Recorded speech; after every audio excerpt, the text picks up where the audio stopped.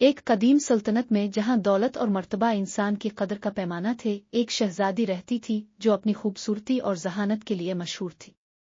دور دراز سے شہزادے اور رئیس اس کا ہاتھ مانگنے آتے، مگر اس کا دل ایسی محبت کی تلاش میں تھا جو ظاہری چمک دمک سے بالاتر ہو۔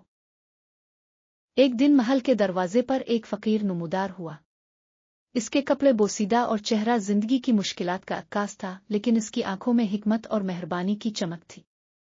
شہزادی ایک انجان کشش کے تحت عام لباس میں اس فقیر سے ملنے نکلی۔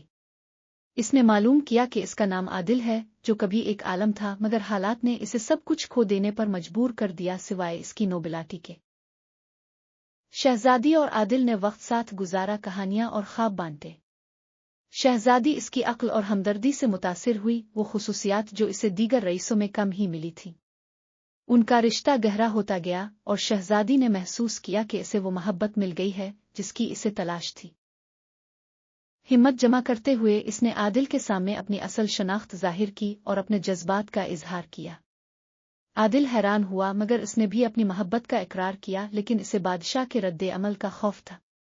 شہزادی نے اپنے والد بادشاہ سے عادل کی خوبیوں کا ذکر کیا اور اس بات پر زور دیا کہ حقیقی نوبلاٹی انسان کے کردار میں ہوتی ہے، نہ کہ اس کی پیدائش میں۔